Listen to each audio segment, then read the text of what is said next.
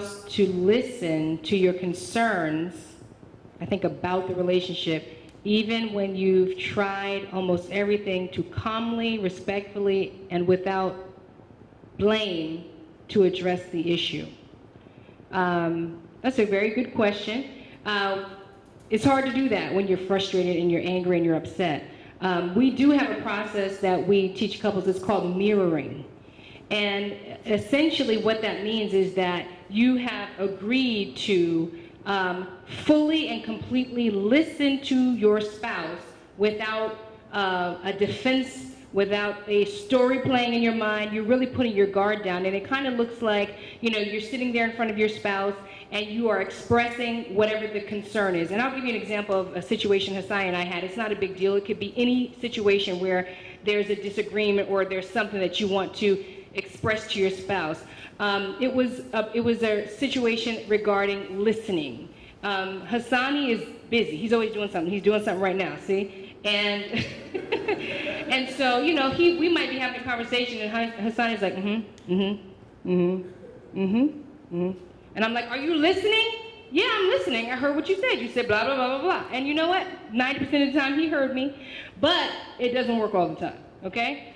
Sometimes you need to give 100% complete attention to your spouse. So there was a situation where I'm allergic to the spray that they put outside of apples. Okay, you know, they spray apples to keep the bugs off, and I'm allergic to it. It makes me itch and everything. And so I said, I want to start eating healthy, and I want the kids to start eating healthy. So I want you to go in the store. We're sitting in a car. I want you to go in the store, and I want you to get the red organic apples. They don't have any spray on them. Get the red organic apples. And the sign's like, okay, all right. All right, get the red organic apples. Yeah. He goes inside the store. We fully discussed this. Completely discussed this. He said red organic apples. Got it. He went inside the store, came back out 5 minutes later with a bag of non-organic green apples. I said, now, this is the bottler. The bottler just snapped, okay? The bottler just tripped over the rug because now I'm blowing up, not over the fact that he brought green regular apples, but for the fact that you didn't listen again. You know, and so I'm saying to Hassani, I just told you, how did you come back 5 minutes later with the green, wrong apples when you just said you got it and you got the green apples? So right then and there, we brought it down, and we started the mirroring process. The mirroring process takes away all the frustration, all the anger, all the screaming, all the yelling when you have disciplined yourself in your relationship to operate in it. And basically what it says is, okay, I'm going to express what's upsetting me, and you're going to listen. And when you listen, then you're going to repeat back to me what I said. Then I'm going to let you know if what you said is correct. So I might say something like, Hassani, it really upset me, not the fact that you brought the wrong apples when just 2 minutes ago I told you the correct apples. I said the red organic, and you said yes. You can get it all out there. Anything you wanted to say, even if it's a little bit of a dig, you say it calmly. That upset me because we just talked about it. I feel like you're not listening to me. You didn't listen to me when I expressed to you what apples I wanted you to get. You were looking at your phone, you were distracted, and because of it, you didn't hear what I said. He says, are you finished? I say yes.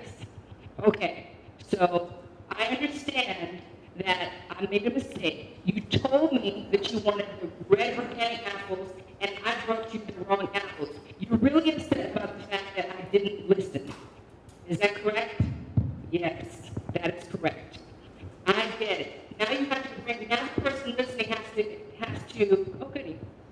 Now the person listening has to say, I remember a situation like that in my life. You have to basically empathize. There was a time when I was a kid and I told my mom I wanted X, whatever the story you pull up. I told my mom I wanted a transformer, and she brought me a broken, used toy or something like that, and that really upset me. So I understand what you're saying, and I apologize. That's mirroring, because now, did I miss a part?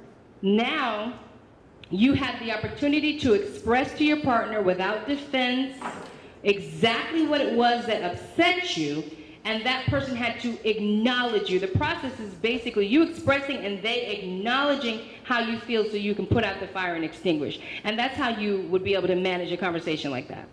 And just my little, get the next question. We have 5 minutes, we'll be wrapping up in 5 minutes. What I would say to that is, in addition to that, the marriage mentor helps.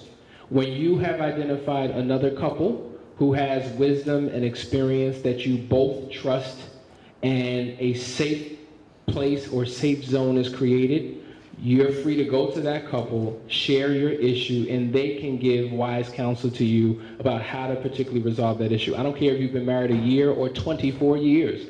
Everybody should have some type of marriage mentor that they can glean from. So there are going to be times when the man goes to the man, the woman goes to the woman. There are going to be times when you as a couple go to that couple. And so that's when you're going to be able to get it out. Listen, at the end of the day, your partner is your mirror.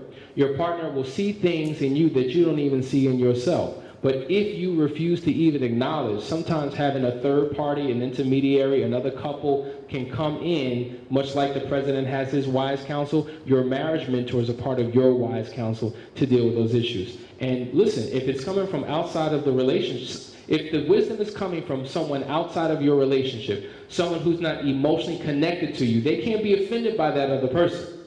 They have to acknowledge it because there must be some truth to what has been said. Any questions that we don't address now, we'll address it when we have time in another session, and then on Tuesday when we have a whole lot of time.